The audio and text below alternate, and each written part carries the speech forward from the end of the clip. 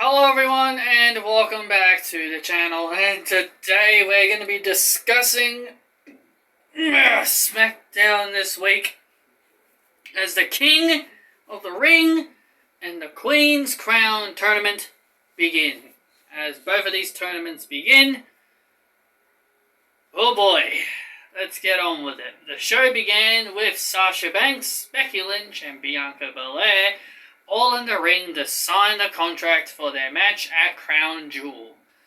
I don't understand I know why they do contract signings, but why announce a match that's going to take place at a pay-per-view, but when they do these contract signings, they say, these superstars are out here to make the match official.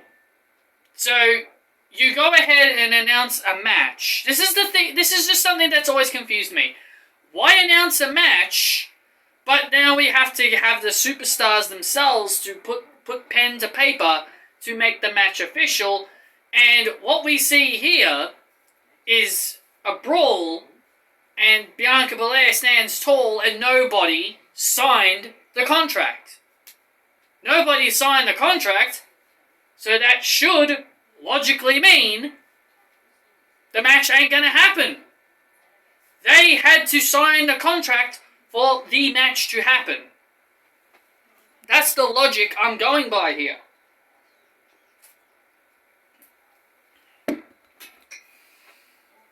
But WWE's logic is, nah, we've already announced it. They don't need to sign on the dotted line. We can just have them beat each other up. I just think it's kind of weird. It's either you have superstars sign their names to make matches official, or you just announce them and you don't need to worry about contract signings. It's just a weird concept that has happened for years and years and years, and I've never understood the whole thing of, oh, let's just announce a match, but now we need to make sure it's official. It's just a weird thing that I've thought was pretty odd. That's really all I can say. Then we had Rey Mysterio versus Sami Zayn in the King of the Ring tournament. I'm picking Finn Balor to win the King of the Ring tournament, but I wouldn't be against Xavier Woods winning it either. We had Sami Zayn won this match. Dominic Mysterio cost Rey Mysterio this match, and I find that pretty damn funny. What is not funny was the Queen's Crown Tournament first match. What was not funny was this match. We had Zelina Vega take on Toni Storm in the first match of the Queen's Crown Tournament. And in typical WWE fashion, the new superstar that has just come up to the main roster is immediately put down. Zelina Vega would end up defeating Toni Storm with the last call, Zelina Vega, Melina's old finisher. Basically a sunset flip powerbomb. Now, I've got nothing personal against Zelina Vega, nothing against Zelina Vega. I love Zelina Vega. She's one of my favorites. I like Zelina. And you guys know Toni Storm is Australian, so you know where the problem is. Toni Storm beat her with ease in her debut, but now all of a sudden she couldn't beat her. It's typical 50-50 booking 101 here. And when they revealed the graphic for the Queen's Crown Tournament, it's very clear and very obvious who is winning the whole tournament. So Zelina Vega would win. Zelina Vega is my pick to win. I'm not against Zelina Vega being Queen of the Ring. I think something like that could really go well along with her character. It would go well with her character. I think that kind of thing would suit someone like Zelina Vega, but because of who is in the graphic, we know Shayna Baszler is in this tournament. It is just so blatantly obvious that Shayna Baszler is winning this tournament. I don't think WWE cares about face versus heel. if they did care about face versus heel, then this next match we're going to be talking about should have mattered. That was Liv Morgan versus Carmelo. This was the other match in the Queen's Crown tournament, and Carmelo scored the win. If WWE cared about faces versus heel, then Liv Morgan should have won this match. I am genuinely confused on what they are even doing with this whole tournament. I was genuinely excited for this tournament when they announced this tournament. But my God, they just completely ruined it. They just completely ruined it by, like, I would have let Toni Storm's loss go slide. I would have let it slide if Liv Morgan actually won against Carmella. Because to me it would have made more sense to do face versus heel. But to me, I don't think they care. Honestly, I don't think they really care who's face or who's heel, because I genuinely think Shayna Baszler is winning this tournament regardless. Paul Heyman tells Lesnar why Reigns will win at Crown Jewel.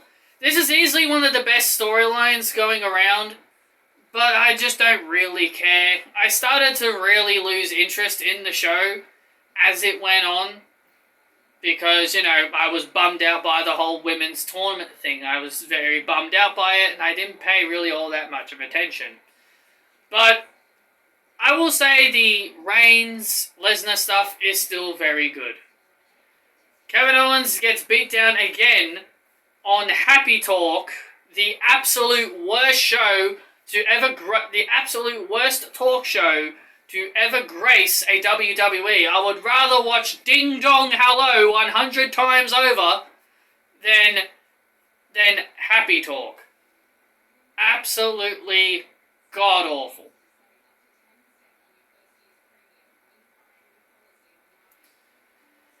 Then we had Finn Balor versus Cesaro, possibly the only best match on this show. Finn Balor would win. He would beat Cesaro in a very, very, very good match. And Sonya Deville and Naomi had a confrontation backstage. Naomi continued to ask for a match. Sonya Deville continued to decline. And then when Naomi brought up a trade offer to Monday Night Raw, only then Sonya Deville decides to give Naomi what she wanted. If it was that easy, Naomi should have just done that from the start. But secondly, the other problem is that Sonya and Adam Pearce run both shows. So even if Naomi did get what she wanted and traded over to Monday Night Raw, Sonya and Adam Pearce are still in charge. They're still in charge of Raw, so being moved to another show doesn't change a thing. You're still dealing with Sonya Deville. So that would not have changed anything.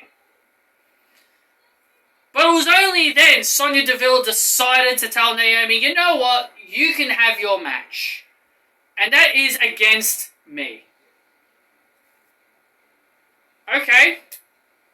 But I'm telling you this, I'm just going to make a bold guess here. This match won't happen. I'm going to make a bold guess here, and I'm going to say this match will not happen. Naomi will come to the ring, Sonya will come out still in her suit, and then Xia Li and Aaliyah or even Shayna Baszler will come out and attack Naomi, or one of them will just fight on Sonya's behalf. I just do not see Sonya Deville stepping in the ring. I see this being all a ruse, all a trick, just a trap. I see this match as a trap. That's what I think this whole match is going to be. It is going to be nothing but a trap for Naomi. And then the main event was Seth Rollins and Edge. And this segment ends with Edge announcing a Hell in a Cell match at Crown Jewel. Meh, but it should be interesting. So, there you go, guys. Those are my thoughts on SmackDown this week. Man, I wish they did better with that Queen of the Ring tournament. Wish they did better. Wish they did better. But thank you all so much for joining me. I hope you guys enjoyed. Hit that thumbs up. Comment your thoughts and opinions down below. And I will see you all next time.